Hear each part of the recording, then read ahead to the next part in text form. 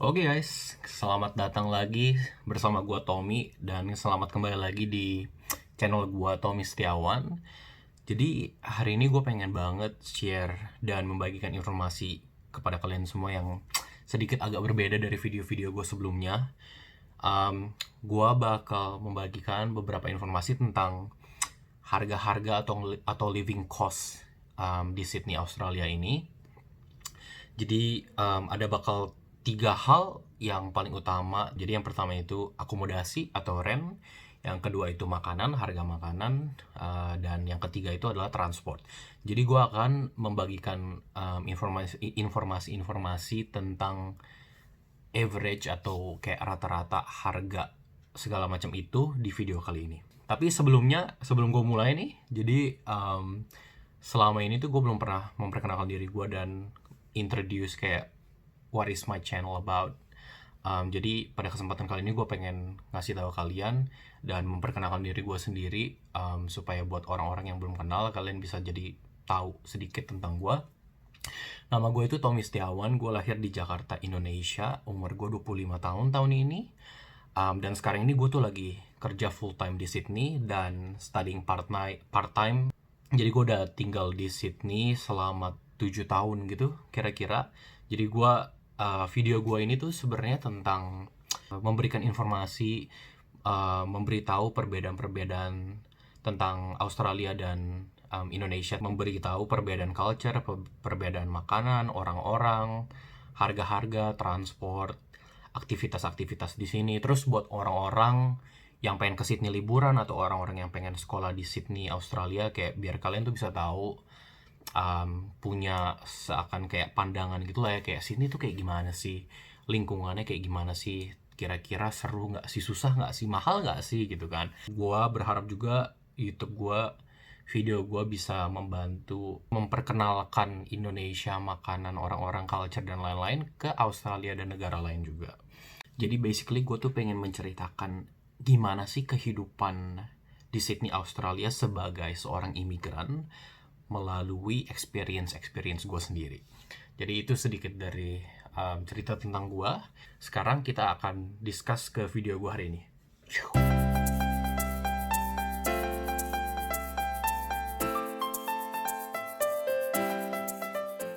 Oke, jadi tiga informasi tadi adalah akomodasi, makanan, dan transport. Gue udah sedikit research lah ya tadi, dan berdasarkan beberapa source yang gue cek yang cenderung mirip-mirip, jadi gue ambil itu untuk gue bagikan ke kalian. Jadi harga-harga per bulan ini akan berdasarkan dari penelitian itu. Tapi gue juga akan membagikan informasi ke kalian tentang my personal experience, like berapa sih yang gue bayar, apartemen gue, makan gue, transport gue, dan lain-lain.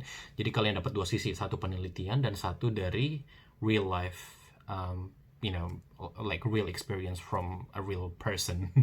Oke, yang pertama langsung aja kita ngomongin akomodasi. Akomodasi ini di Sydney, per bulannya berdasarkan penelitian, per bulannya itu kalau untuk harga-harga yang ada di city atau yang cenderung agak mahal, sekitar $3.500 per bulan atau 35 juta lah ya anggapnya. Dan untuk tempat-tempat yang nggak terlalu mahal kayak di suburb lain gitu, sekitaran $2.500. Dan apartemen ini itu adalah sekitaran 85 meter persegi, which is kind of big, bisa muat 2 bedrooms apartment dengan living room yang cenderung harusnya oke. Tapi again, karena ini apartemen gede, kalian bisa aja kayak kayak masukin 4 orang, jadi harganya dibagi 4, jadi kayak 2 orang buat each rooms. Jadi kalau misalnya harga segitu kalian pakai buat share buat 4 orang, harganya itu bisa sekitar sebulan itu $875. Dan untuk yang di city yang agak mahal, dan untuk lokasi yang cenderung lebih murah itu bisa sekitar $625. Dan buat orang-orang yang nyari apartemen yang lebih kecil atau nggak suka tinggal sama banyak orang, ada studio juga. Jadi studio ini untuk di lokasi city atau yang cenderung mahal itu harganya sekitaran $2.500 per bulan. Untuk daerah yang nggak terlalu ekspensif, nggak terlalu mahal itu bisa sekitar 1.500 per bulan. Again, kalau misalnya kalian punya keluarga atau teman siapalah, teman dekat atau siapapun itu, kalau bisa dibagi 2 orang juga, karena studio apartemen di Sydney itu cenderung biasanya lumayan gede dan bisa dipakai buat 2 orang. Menurut gua masih layak lah ya gitu dipakai 2 orang. Jadi kalau dibagi 2 orang, daerah mahal itu sekitar 1.250 per orang per bulan, atau daerah yang kurang mahal itu sekitar 750 per bulan per orang. Biasanya ini cocok diambil buat para student yang datang ke sini buat belajar dan pengen nyaman tinggal sendiri, jadi mereka biasa pilih studio. By the way, semua harga apartemen ini diambil berdasarkan in terms of the apartment itu adalah furnished. Jadi nggak usah terlalu khawatir buat beli-beli barang hal-hal lainnya yang harus dibeli gitu lah ya. Okay, in terms of utilities like gas, heating, electricity, and internet, and things like that, berdasarkan penelitian yang gue cari itu, buat 85 meter persegi apartemen itu sekitar $200 per bulan. Again, kalau dibagi 4 jadi sekitar $50 per bulan. Sedangkan untuk yang studio itu rata-rata sekitar $150 per bulan. Oke, sekarang kita ngomongin personal experience gue sendiri. Gue sendiri ini tuh tinggal di Pyrmont.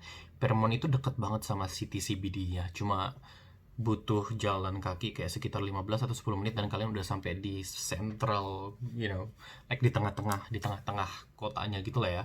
Apartemen ini tuh sekitaran 85 meter persegi, living roomnya gede banget dan ada 2 kamar dan ada 2 toilets.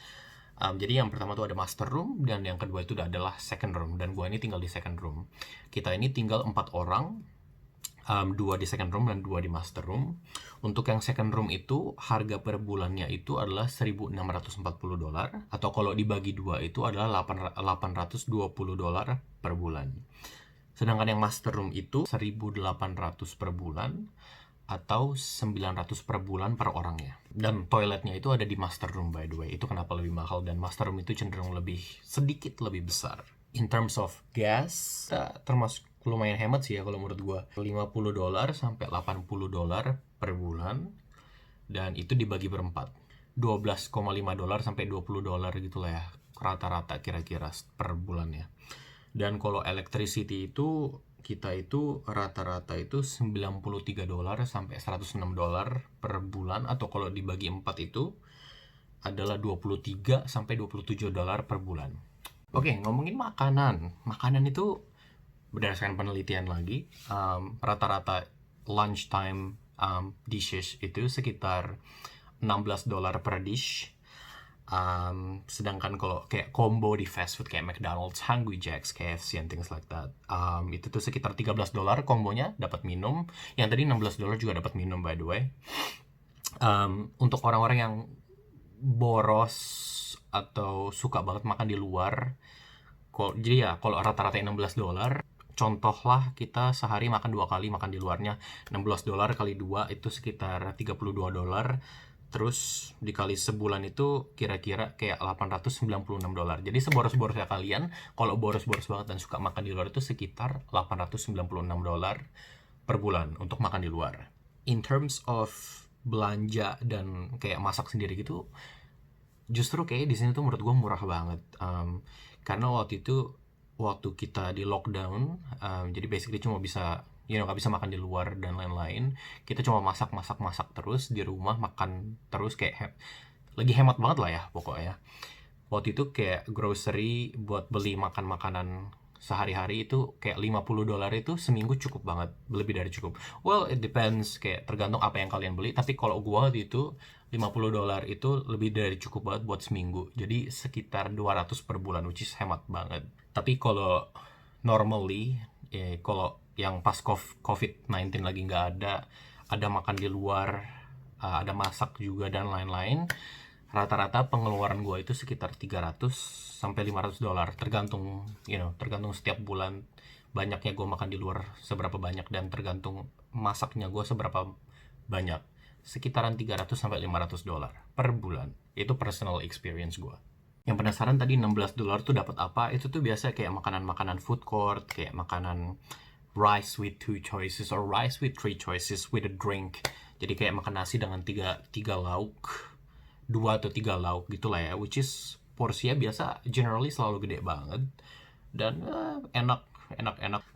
Dan untuk orang-orang yang gak suka makan porsi banyak, kalian bisa gak harus ngabisin langsung dan bisa dipakai lagi buat dinner. Jadi basically kalian cuma beli sekali dan untuk lunch and dinner. Dan biasanya juga tuh sebenarnya banyak di dekat kayak train station gitu atau beberapa toko lah ya. Kalau mereka sebelum mereka pengen tutup tuh, mereka tuh selalu reduce the prices karena daripada makanannya dibuang gitu kan. Karena tiap hari kan kebanyakan tempat kan kayak harus masak fresh kan. Jadi mereka generally don't really keep the food and keep it for tomorrow and serve it for you guys again. Jadi mereka tuh daripada ngebuang makanan itu yang sisa-sisa, mereka tuh reduce price. Kayak di train station kayak Town Hall Station, which is di City CBD, banyak banget makanan. Kalau di atas jam 4 atau di atas jam 5 gitu kan, jam-jam mereka udah mau tutup atau jam-jam pulang kerja kantor, biasanya itu kayak ada satu box nasi yang ada daging-daging dan sayurnya itu kayak $4, $5, ada yang bisa sampai $3. Jadi buat orang-orang yang pengen nyari dinner cepet yang murah, carilah di situ. Tapi again, kalau gue personally think banyak banget sebenarnya di sana kayak makanan-makanan yang sekitaran $10-13 tuh ada banyak banget. Jadi nggak usah khawatir kalau kalian pikir berdasarkan penelitian, karena itu cuma rata-rata doang. Rata-rata makanan tuh adalah $16, which is kind of correct. But there are some cheaper food out there as well, so don't worry. Oke, dan yang terakhir itu adalah transport di Sydney. Buat yang belum tahu, di Sydney itu kita pakai Opal card, kayak kartu Opal gitu untuk masuk kayak tap in dan tap out gitu kan buat bayar public transport. Tapi bisa juga pakai Mastercard, Visa, dan American Express. Jadi basically kalian pakai kartu kalian yang Mastercard dan lain-lain itu kayak kalian tinggal tap juga. Jadi transport yang akan gue bahas ini cuma yang umum-umumnya doang, yaitu kayak train sama bus. Jadi di Sydney itu ada limit. Jadi orang-orang nggak akan pernah bayar lebih untuk public transport. Nggak akan bayar lebih dari $50 per minggu atau $200 per bulan. Nah, hitung-hitungannya nih untuk train. Train itu jadi setiap jarak itu beda-beda. Semakin jauh jaraknya itu semakin mahal harganya. Perbedaannya nggak terlalu jauh. Paling hampir atau lebih dari $1 mungkin. Jadi untuk 0 sampai 10 km jarak yang tren harus tempuh, kalian harus bayar sekitar $3.60 di peak hours dan $1 atau $1.80 di off peak hours. Now again, peak hours itu tuh adalah jam-jam busy time, like dimana sih jam-jam orang-orang buat pergi ke kantor atau orang-orang pulang dari kantor, itu tuh cenderung lebih mahal, which is $3.60. Tapi di luar jam itu adalah $1.80. Dan peak hours itu untuk cuma ada di weekday doang. Jamnya itu dari Monday to Friday itu pagi 6.30 pagi sampai jam 10 pagi itu bayarnya $3.61. Dan di jam pulang kantornya itu jam 3 sore sampai jam 7 sore. Itu adalah jam-jam di mana kalian bayar $3.61. Di luar jam itu semuanya $1.80 aja. Bus sendiri harganya nggak terlalu jauh dan sistemnya sama persis kayak train, peak hours, off peak hours. Kalau peak hours itu kalian bayarnya sekitar $3.20. Kalau off peak hours itu sekitar $1.60. Jadi anggaplah we're currently in a perfect world. Jadi kalau misalnya anggaplah gak ada COVID dan kalian kerja di kantor, pergi dan pulang selalu di peak hours, which is $3.61, dan kalian kerja dari Monday to Friday, jadi kalian akan bisa expect untuk mengeluarkan train, harga transport kalau pakai train selama Monday to Friday itu sekitar $144 per bulan. Jadi itulah harga public transport yang ada di Sydney. Gue pengen ngebagiin sedikit fun fact, cuma perbandingan dikit gitu. Jadi anggaplah ada di luar sana orang yang cenderung borosnya boros banget, seboros. Jadi anggaplah dia tinggal di apartemen furnish studio yang sendiri, terus dia tambah utilitiesnya, terus dia makan selalu makan di luar sehari 2 kali sekitar $896 per bulan. Terus transport selalu yang paling mahal juga sekitar $200. Per bulan itu untuk orang yang boros banget sekitar 2.850 per bulan kira-kira lah ya. Dan fun fact-nya itu the minimum wages in Australia at the moment sekarang itu minimum gaji di Australia itu adalah $19.84 per jam. Jadi anggaplah itu minimum ya, minimum gaji berdasarkan hukum. Dan walaupun nggak berlaku untuk semua industri, tapi ya rata-rata aja. Dan kira-kira kalian dapat gaji segitu, anggaplah kalian kerja sekitar 5 hari 8 jam satu hari, dan hari Sabtu kalian suka kerja 5 jam untuk nambah-nambah duit, dan Minggu adalah hari day off kalian, anggaplah ya. Jadi total itu kalian bisa dapat sekitar $3.571 untuk kerja segitu, which is ini gross, by the way, ini gross. Jadi netnya itu setelah tax sekitaran 3.050 depending on your annual income and things like that. Tapi anggaplah rata-rata netnya 3.050.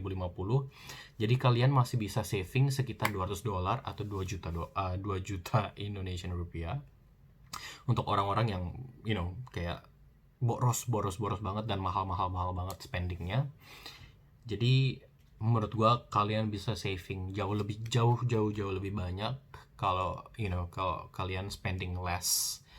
Jadi ini cuma fun fact aja sih, kayak semahalnya dan seborosnya kalian, berdasarkan minimum national wages-nya kalian masih ke cover dan kalian masih bisa nabung. Oke guys, sekian untuk video gue hari ini. Gue berharap semoga video ini ada manfaatnya untuk siapapun kalian di sana yang wondering tentang Sydney, tentang harga-harga, tentang living cost di sini, atau buat orang-orang yang pengen liburan terus pengen perkiraan atau sedikit gambaran lah ya. Semoga ini bisa membantu kalian. Dan untuk orang-orang yang pengen belajar atau study ke sini, atau orang-orang yang ingin migrate ke sini just like I am, semoga ini bisa membantu dan semoga ada informasi yang bisa kalian tarik lah ya. Again, ini semua itu cuma berdasarkan penelitian dan berdasarkan personal experience sendiri, jadi belum tentu 100% accurate. Jadi untuk hal-hal yang lebih lanjut kalian bisa research sendiri atau tanya orang yang lebih expert lah ya. Ini cuma seenggaknya kalian ada gambaran aja gitu, kayak gimana sih harga Sydney kira-kira, gitu aja sih. Jadi oke, terima kasih buat orang-orang yang udah nonton video gue kali ini. Tolong support gue by subscribing, like the video, leave a comment, anything you wanna know, anything you wanna ask. Kayak kasih ide-ide juga, kayak kalian tuh pengen tahu tentang apa sih tentang Sydney, kayak I'll try and make it for you. Jadi ya ini dia sekian video gue hari ini. Again, I hope it's ada manfaatnya untuk kalian. I'll see you guys in the next video. Bye!